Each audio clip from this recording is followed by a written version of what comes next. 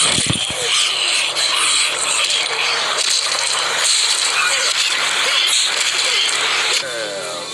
what we have here.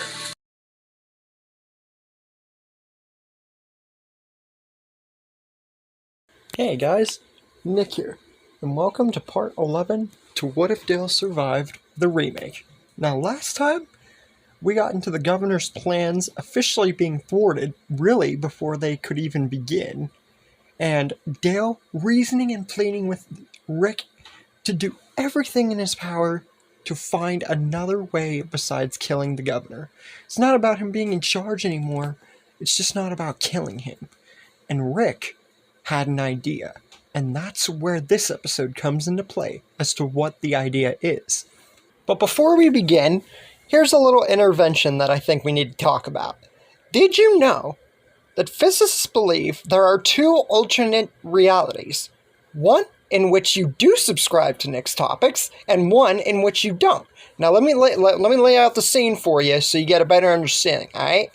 So, if you don't subscribe to Nick's topics, the world will be thrown into an apocalyptic cesspool of lava and death and dinosaurs raining out of the sky like a Minecraft server, killing everybody, destroying cities, and basically turning our world into a barren wasteland. But if you do subscribe, you will be gifted the opportunity in your front dresser drawer the next morning you wake up to receive a lifetime supply of bubble soap, as well as a free passport to the Mariana Trench. Now, if I were a betting man and a man way above my time in terms of figuring out things and telling stories and whatnot, which I frickin' am, I would choose the option in the second reality of subscribing to Nick's Topics YouTube channel, so that way we don't all end up getting killed by a bunch of dinosaurs raining from the sky like it's frickin' Sharknado the frickin' 5th. So, with all that said and out of the way, you guys should definitely subscribe if you want us to all not remain, get eaten. And with that, let's get into the story. Now, Rick's plan, you might ask? That's where this episode comes fully into play. So, after Dale goes on the speech and saying that they don't have to kill the governor, that's when Rick has the idea.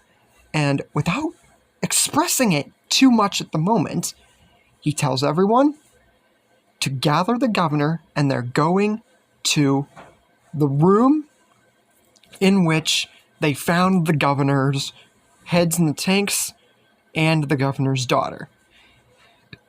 And whenever people ask, why are we bringing him in there? Well, Rick doesn't elaborate just yet. He just says that they need to do this and that he's come up with a brilliant idea without killing the governor. The ultimate form of torture. So, they do what Rick asks. And soon enough, everybody in Rick's group, mainly the leaders and everybody else who wants to take part, find themselves once again in the room with the heads and Penny. Which they bring Penny back, obviously, because they brought her out as long as one of the tanks. The tank that was already smashed, there's no point in getting the heads there, because, there's plenty more tanks in the room, since they weren't all destroyed, because there wasn't a fight in there like the original story. And as soon as they get in there, Rick cuffs the governor, or at least would tell someone to cuff the governor, to a chair, the chair in which he sat in that room, and now he's cuffed in the chair, sitting straight in front of all the tanks with the heads, and then Penny is sat up right on the wall with them. Why am I doing this? Well, you see, this is the ultimate form of torture. This is basically making Negan live, but instead of locking him in a cell, they're going to literally do to the governor and show him all of the crazy things and make him feel more sorry. So yeah, instead of just simply confining him to a cell like Negan, they're going to confine him to the room in which he did his little crazy experiments and all that. It's basically like the best form of torture that they can think of, and the best plan that Rick can think of without killing the governor outright, it's really all that they can do in the way. It was my best way to make the governor live, because otherwise I'd just kill him right off, whether Dale would want it or not. Anyways, afterwards, everyone that is still at the prison is taken to Woodbury, and effectively, the prison is thus forth abandoned. Because I've had the prison be abandoned and Woodbury take center stage pretty much like the vast majority of my stories. But especially here, and then I just left it at the prison would just be left alone or as like a second base. But really the overall thing that I should like now permanently rectify and saying for this, if everyone were to leave, like all my other stories and everything, the prison gets abandoned, is that it just belongs to the walkers again. If I never clarified that in the story, which I think I haven't, there you go. That's for every other story, including this one, what happens to the prison afterwards.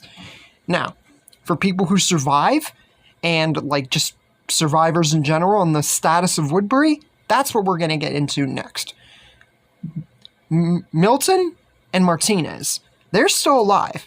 And even though they were loyal to the governor, after knowing about what happened and everything, and Rick taking center control, I think that Martinez would be a little bit like, you know, he wouldn't be totally on board, but Milton would accept it, because he would have known it would, like Dale, it would be the best way without killing him, even though he would want more for the governor, because we all know how much Milton respected the governor before he went crazy. And as for survivors in general, we got Oscar, Axel, Milton, Andrea, Dale, Ben, Alan, and Lori. I don't know why I called him Bill, just ignore that. And as for small characters slowly making themselves more presentable, Lizzie, Mika, Karen, David, and Bob would eventually be shown up at Woodbury. I mean, granted, pretty much all of them except Bob were already at Woodbury. And especially Karen got a debut before Season 4. So now we get more center focus around them at this point in time. And they would be presented at Woodbury instead of the prison. Now, something small I want to touch on that's really not going to mean much. Clara. She's someone I've never really gotten the chance to touch upon. And I'm not really going to with this story. I really didn't. I'm going to do something with her. But it's not going to be until a lot more happens, and you guys probably already know what I'm teasing with that line. So just know that after everything big happens, pretty soon here, you'll see her pop up eventually. And I have a center-themed what-if for her in the future. It's just not going to come out for a great long while. So you'll just see what I do with Clara in this story a few parts later on. And by a few, I mean quite a few. Now, something I've also done in the majority of my stories is make Rick, Lori, and Carl go to Atlanta for the weapons instead of Rick, Michonne, and Carl. Because even though they would have good armament, especially with Woodbury, and the stuff that they had from the prison, I feel that Rick would want to make absolute sure, not even just if the governor somehow got free or something, even though he made sure the plan would be so they would be safeguarding him at all times, but just to make sure that no other group threatens the community or town or whatever. So, they arrive in Atlanta, back in their old hometown, and encounter Morgan. And with Lori around, it changes some dynamics, which I've done before, obviously, especially in my Lori-themed what-if. You guys should know that by now. It really wouldn't change much overall. Lori would just be more center-focused. It would be much more center-focused on the Grimes family rather than Michonne fitting in with the Grimes, if you get what I mean. Morgan goes crazy, attacks Rick, and we have that whole standoff, and Rick tries to make him remember who he is. Now, here's where things change. After Morgan tells Rick about Dwayne and everything, Rick asks Morgan, or rather tells him that he's meant to come back with him. Now, in pretty much every story, including What If Morgan Went with the Governor, I have confirmed and said that Morgan going with Rick in this state, whether Lori would be alive or not, it just wouldn't seem right for Morgan because he was just in the clear state of mind. But that's about to change, and this is where the story is going to take a dramatic turn. It's not going to be like What If Morgan met the governor? Or what if Morgan went with Rick to the prison? No, that's not going to be it at all. It's not theming Morgan. It's to show not only am I changing the dynamic here because the governor, there's no threat. It was because Morgan was crazy, Laurie was dead, so Morgan was less sure, and just because he was in the clear state of mind. So, threat, clear, and Laurie being dead. But here, with all of this in the context that I'm going to change it around for with this story, Morgan actually says yes, and that he will go. He's still in the clear state of mind, mind you, but this is just because of everything that's happened and me changing it up, feeling that it's more right for Morgan to go now, with there being no threat. I know there's been no threat before, and I just feel like I can't make it the same all the time. I have to change it up. Can't be the same all the time. You guys get what I mean when I said all that, right? Anyways, Rick says that he made the right choice. It's much better than staying here and just, you know, being a shallow form of his former self. Carl, once Morgan and Rick come outside, they talk about everything that went on and everything. Says he's sorry to Morgan, who he shot. Morgan tells him, don't ever be sorry. And Laurie would get some dialogue with Morgan, thanking Morgan for saving Rick's life. Morgan would likely just, you know, it would be very mixed. Because even though Laurie would be very grateful, which I've had Laurie and Morgan talk before, mainly in my Morgan-themed, or Laurie-themed What If, but Morgan would honestly take all this with a grain of salt, because he hasn't been...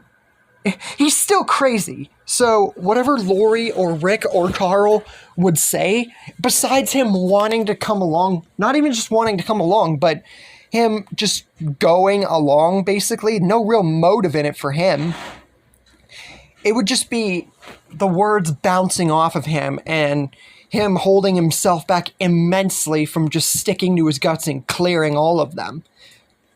But they all go together nonetheless. Morgan's trap house officially being abandoned without getting burned down. Now, the four now make their way to Woodbury. But while Rick was gone, nothing stayed peaceful. Nothing stayed the same. Something happened. And what did happen, Rick's eyes are petrified with fear, horror, and unbridled emotion. But what did happen? Did the governor somehow escape and kill everyone? Or is he actually still around but has a much more sinister motive? Or does this not revolve the governor at all? Did some other group like the Claimers or another group infiltrate Woodbury? And that's officially, bet you guys are starting to pick up what I'm putting down about that dark ending with the plot twist. All what I've been teasing, we're finally there. And this is where the story is going to officially become long. And you guys are not going to be disappointed. I hope that you guys are eagerly going to be anticipating the next part, like my new subscribing promotions that I'm going to be doing before I start the stories. And I will see you guys in the next episode. See you then. Hope you enjoyed the show, assholes! I like you and your big old massive lady nuts. Name's Negan.